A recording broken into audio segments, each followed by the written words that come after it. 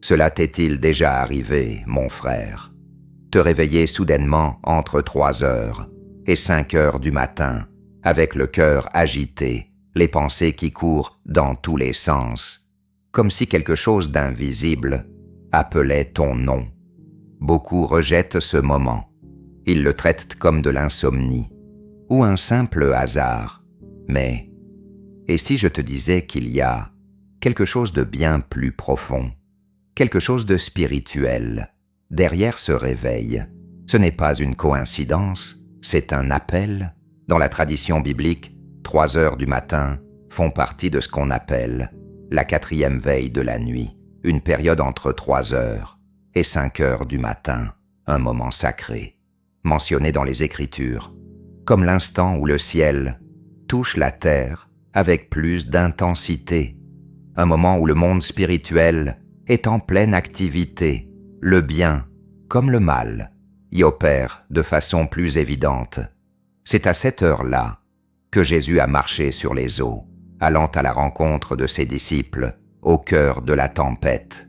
Matthieu, chapitre 14, verset 25. Il n'a pas été poussé par le hasard, il a été poussé par le dessein divin. Se réveiller à 3 heures du matin, c'est souvent une invitation du Saint-Esprit, comme si le ciel chuchotait à ton cœur. Lève-toi, il y a quelque chose que je dois te montrer. Beaucoup de prophètes, d'intercesseurs et de guerriers de prière connaissent bien ce mystère. Ils savent que c'est dans le silence de l'aube que Dieu révèle les secrets les plus profonds, qu'il guérit les blessures les plus enfouies et qu'il fortifie l'âme pour les batailles du jour à venir.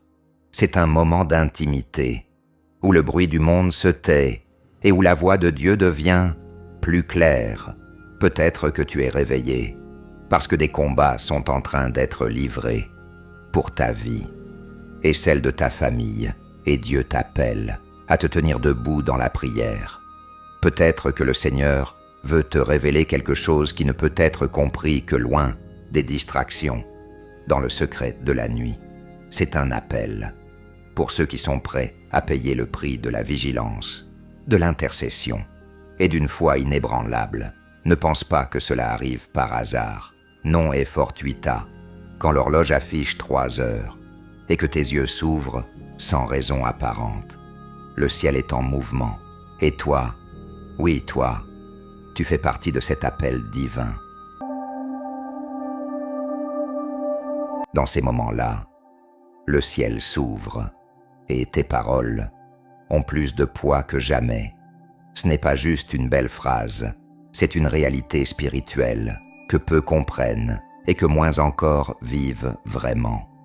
La nuit, plus précisément entre 3 heures et 5 heures du matin, a toujours été un temps de révélation profonde et de manifestation surnaturelle. Dans les Écritures, on trouve des figures puissantes qui cherchaient Dieu à cette heure précise. Elles savaient qu'il existe une fenêtre de gloire, une atmosphère où le spirituel prend le dessus sur le naturel. David, cet homme selon le cœur de Dieu, déclara dans le psaume 63, verset 6. « Quand je suis couché, je pense à toi. Je médite sur toi pendant les veilles de la nuit. » Il avait compris que dans le silence de l'aube, son esprit pouvait s'aligner au cœur du Père. Ce n'était pas par hasard s'il écrivait des psaumes de douleur et de victoire pendant ces heures sombres. C'est que là, dans l'obscurité du monde, il voyait, avec la lumière du ciel, et Jésus. Que dire de lui? Le Fils de Dieu, pleinement divin, ressentait tout de même le besoin de s'éloigner de la foule pour prier, souvent pendant la nuit. Dans Marc chapitre 1, verset 35, il est écrit « Le matin, bien avant l'aube, Jésus se leva, sortit et alla dans un lieu désert où il pria. » Il savait qu'à ce moment-là, le Père parlait plus clairement, parce que la chair se taisait et que l'esprit était éveillé. Cette pratique n'était pas un rituel, c'était une relation.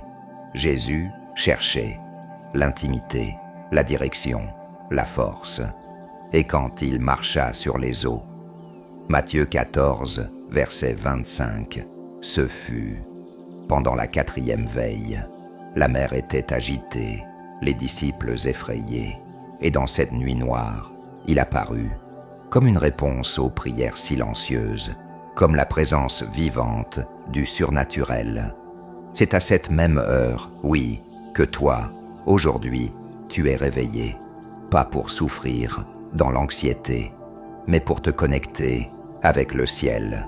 C'est le Saint-Esprit qui touche ton âme et te murmure « Je suis là, parlons ». La science et la spiritualité se rejoignent à ce point précis. Des études montrent que le cerveau humain devient extrêmement réceptif pendant la nuit.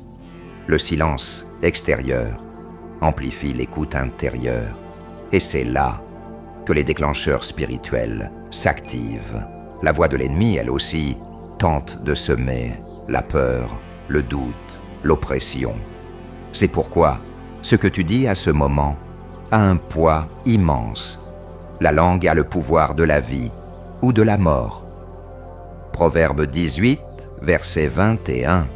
Oui, tes paroles, à cette heure, sont comme des flèches lancées dans le champ spirituel. Tu peux bénir ta maison, déclarer la guérison, intercéder pour un proche, ou crier vers Dieu pour recevoir une direction. Et tout cela fait écho dans le ciel. Voici un fait que beaucoup ignorent. Plus de 70% des miracles mentionnés dans la Bible se sont produits dans des contextes de veille, d'obéissance et de recherche spirituelle en dehors des horaires habituels. Cela prouve que Dieu agit puissamment lorsqu'il trouve un cœur éveillé au milieu de la nuit. Alors, si tes yeux s'ouvrent à 3 heures du matin, ne pense pas que c'est de la malchance ou un trouble du sommeil. C'est peut-être ton kairos, le moment opportun de Dieu. Il t'appelle, non pour t'alourdir, mais pour te préparer, parce que, pendant que beaucoup dorment, toi, tu es en train d'être formé pour vivre des miracles. Se réveiller à 3 heures du matin, ce n'est pas juste une expérience étrange ou inconfortable, c'est un appel stratégique à la guerre spirituelle. Oui, la guerre. Que cela nous plaise ou non, nous sommes tous engagés dans un combat invisible. Pas contre la chair, ni contre le sang, comme l'a dit l'apôtre Paul, mais contre les principautés, les puissances et les forces spirituelles du mal dans les lieux célestes. Éphésiens chapitre 6, verset 12. Et dans ce champ de bataille, la prière n'est pas un simple acte de dévotion, c'est une arme. Ce n'est pas juste prier, c'est déclarer, c'est combattre pour ton destin. Quand tu te lèves au milieu de la nuit, même fatigué, même sans comprendre pleinement pourquoi, tu es en train de répondre à un appel de positionnement. Chaque mot dit avec foi, à cette heure précise, résonne comme une trompette dans le monde spirituel. Et l'ennemi, qui agit dans l'ombre, reconnaît immédiatement quand un fils ou une fille de Dieu se lève avec autorité. Imagine la scène, le monde dort, le silence couvre la terre. Et là, quelqu'un est à genoux, les yeux remplis de larmes, le cœur en feu. Cette personne, c'est toi. Et à cet instant précis, ta prière monte comme un encens jusqu'au trône de Dieu. Elle brise des chaînes, elle détruit des pièges, elle libère des promesses. La prière, à cette heure-là, n'est pas douce, elle est féroce, parce qu'il ne s'agit pas seulement de demander, mais de prendre possession. Il ne s'agit pas seulement de parler, mais de déclarer avec puissance. Tu commences à prier pour tes enfants, et l'Esprit Saint te pousse à rejeter les héritages spirituels négatifs. Tu cries pour ta santé, et tu réalises que ce n'est pas juste une maladie physique, c'est une attaque, et elle doit être vaincue avec autorité. Pendant la nuit, l'Esprit de Dieu lève des guerriers, des personnes ordinaires qui, poussées par la foi, deviennent des intercesseurs, des sentinelles, des veilleurs. Et cette veille n'est pas un hasard, c'est une stratégie céleste. C'est pendant la nuit que Gédéon a reçu la confirmation de la victoire.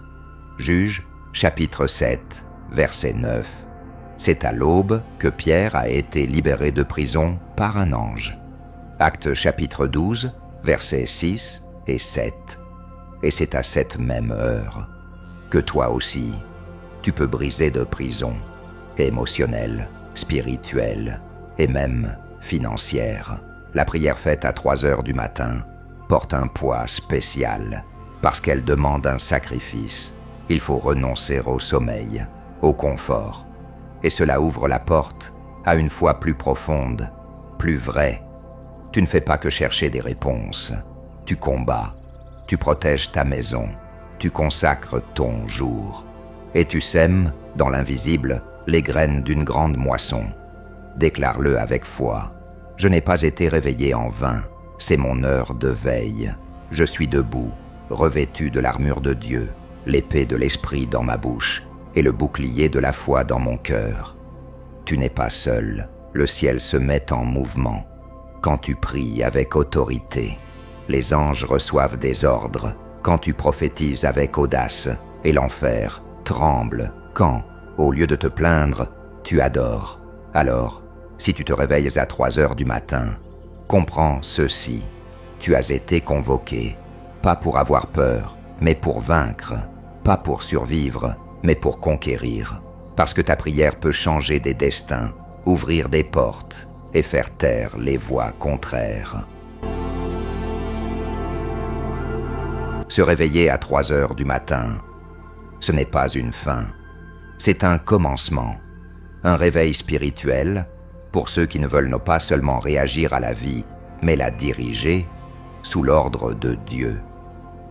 Le monde spirituel reconnaît ceux qui se lèvent au tôt, ceux qui prennent position dès les premières heures du jour. N'attends pas que la joie vienne par hasard. Déclare-la avec audace dès l'aube, la nuit profonde, et le champ où l'on sème la récolte du jour. Celui qui se lève avec foi, sème avec autorité, et récolte avec gratitude. La parole nous rappelle que les bontés du Seigneur se renouvellent chaque matin. Lamentations chapitre 3, verset 23. Et si elles se renouvellent, c'est parce qu'il y a quelque chose de nouveau à recevoir. Mais cela n'arrive que lorsque tu embrasses pleinement ton identité. N'attends pas de te sentir fort pour déclarer la victoire. La foi, et non les sentiments, te qualifie pour commander ton matin. Quand tu déclares ce que Dieu déclare, le ciel répond. Quand ta voix s'aligne à la parole, les portes du surnaturel s'ouvrent. Alors écoute bien, n'ose pas commencer ta journée avec des pensées de défaite. Tu n'es pas l'esclave de la peur, du doute ou de l'insécurité. Tu as été appelé, mis à part et oint pour déclarer la vie là où il y a la mort, la lumière là où règnent les ténèbres et la victoire là où le monde ne voit que l'échec. Lève-toi maintenant avec autorité et libère des décrets prophétiques sur chaque domaine de ta vie. Sur ta santé, déclare, avec une foi inébranlable, par les blessures de Jésus, je suis entièrement guéri. Sur ta famille, proclame avec audace, aucune arme forgée contre nous ne pourra prospérer. Nous sommes gardés par le Seigneur des armées. Sur tes finances, élève la voix et dis, les écluses célestes de la provision sont ouvertes. Ma maison est un terrain fertile pour la bénédiction divine. Sur ton esprit et tes émotions, annonce avec puissance. Aujourd'hui, je reçois la paix de Dieu, celle qui dépasse toute compréhension humaine et garde mon cœur. Et sur ton avenir, prophétise avec toute la foi de ton âme. Mon lendemain est rempli de la faveur surnaturelle de Dieu. Aucune force contraire ne pourra arrêter ce que Dieu a déjà décrété pour moi. Ne dis pas ce que tu ressens, dis ce que le ciel a décrété. Tu n'es pas une victime du jour. Tu es l'autorité du jour. Commande-le, déclare-le et regarde le surnaturel se manifester dans ta vie. Tu as reçu le pouvoir de marquer ton jour dès la première seconde. Au lieu de te lever avec anxiété, réveille-toi avec intention. Au lieu de peur, proclame les promesses. Le monde naturel ne semble peut-être pas encore avoir changé. Mais quand tu déclares dans l'esprit, le naturel est forcé de s'aligner. Et non, ce ne sont pas des mots magiques, mais des convictions nourries par une foi vivante, qui connaît le caractère fidèle du Dieu qui ne faillit jamais. Maintenant, mes bien-aimés, fermez les yeux, si vous le pouvez, et préparez votre cœur. Voici le moment le plus intime et le plus transformateur de ce temps de dévotion. Ce n'est pas juste une prière de plus, c'est un dialogue avec le ciel. C'est ici que tu déposes tes fardeaux et que tu reçois la paix. Dieu est là, prêt à écouter ce que toi-même tu n'arrives plus à dire en mots. Laisse chaque mot de cette prière t'envelopper, te fortifier et te renouveler. Si tu crois, dis Amen. Prions. Père bien-aimé, éternel et souverain, en cette nuit silencieuse, je me tiens devant ta présence, avec révérence et gratitude. Tu es le seul digne d'être exalté, le Dieu qui règne au-dessus de toutes choses. Ton regard ne dort jamais, ta main ne faillit jamais, et ton amour reste inébranlable. Je reconnais ta grandeur et ton autorité absolue sur ma vie et sur tout l'univers. Avant même de te demander une bénédiction, je viens, avec un cœur brisé, soumis et sincère. Pardonne-moi, Seigneur, pour les paroles irréfléchies, pour les pensées qui ne te plaisent pas, pour les gestes qui ne reflètent pas ta lumière, et pour chaque instant où j'ai douté de ton action. Lave-moi par le sang rédempteur de Jésus. Purifie mon être intérieur, afin que je sois en pleine communion avec toi. Esprit Saint, prends ce moment, remplis chaque coin de mon être avec ta paix et ta direction. Conduis mes pensées et mon cœur vers le centre de ta volonté. Je t'offre ce nouveau jour, que mes paroles soient non pleines de grâce, et que mes attitudes révèlent ton amour partout où je vais. Que chaque décision soit inspirée par ta sagesse. Par la foi, je déclare, aucune attaque de l'ennemi n'aura de pouvoir sur moi. Tout piège sera détruit. Tout plan contraire sera anéanti. Je reçois, par la foi, l'héritage de la croix. Protection, guérison, provision et paix. Je consacre à toi ma maison, mes rêves et chaque domaine de mon existence. Je crois que rien n'échappe à ton regard. En ce moment sacré, je te crie avec audace, que toute œuvre des ténèbres soit dissipée, que les chaînes se brisent, que les cycles soient arrêtés, et que tout héritage spirituel négatif soit annulé par la puissance de Jésus. Je déclare la libération sur mon histoire et sur ma descendance, que le sang de l'agneau couvre chaque génération avec lumière, but et rédemption. Je refuse de vivre en dessous de ce que Dieu a prévu pour moi. Au nom de Jésus, les forteresses tombent, les barrières invisibles sont retirées. La faveur divine se manifeste dans chaque détail. Les réponses qui semblaient lointaines commencent à se révéler.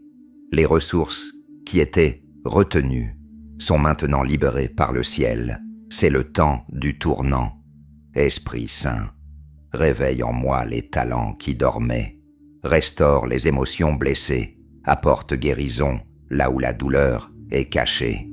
Relève-moi comme un instrument de transformation au cœur de l'obscurité. Que ma prière s'élève comme un décret devant ton trône. Je prie avec une foi solide, guidé non par la peur, mais par la certitude que tu es avec moi. Le mal ne prévaudra pas, car le Seigneur est mon chef, et les cieux combattent pour moi. Et maintenant, alors que le jour se lève, je me redresse l'âme renouvelée. Mes pas seront guidés par la main du Tout-Puissant. Mes choix reflèteront ta volonté. Aucune manigance cachée n'aura de pouvoir contre moi, car je suis enfant du Dieu Très-Haut, et je porte en ce jour nouveau la marque de la victoire que seul le ciel peut donner. Mes bien-aimés, n'ignorez plus cet appel. La prochaine fois que vous vous réveillez entre 3 et 5 heures du matin, ne vous rendormez pas sans d'abord murmurer avec foi « Seigneur, me voici, parle, car ton serviteur écoute. » Levez-vous, déclarez des bénédictions avec autorité et observez le ciel se mouvoir en votre faveur. Ce moment peut être votre tournant. C'est dans le silence de la nuit que Dieu répond à ceux qui le cherchent en vérité. Avez-vous déjà vécu des expériences spirituelles à cette heure-là? Des instants où vous avez ressenti quelque chose d'inexplicable, entendu un souffle, ou simplement été incapable de vous rendormir? Partagez dans les commentaires. Votre témoignage peut édifier d'autres cœurs et réveiller des âmes endormies. Et si ce message a touché votre cœur, likez, abonnez-vous et partagez cette vidéo. Elle peut être le réveil que quelqu'un attendait désespérément. Une parole, au bon moment, sauve une âme, renouvelle une espérance et rallume une foi presque éteinte. Soyez un instrument de lumière. Que votre vie soit le reflet de la gloire de celui qui vous a appelé à vivre au-dessus de la moyenne, au-dessus du naturel, dans la puissance de l'esprit.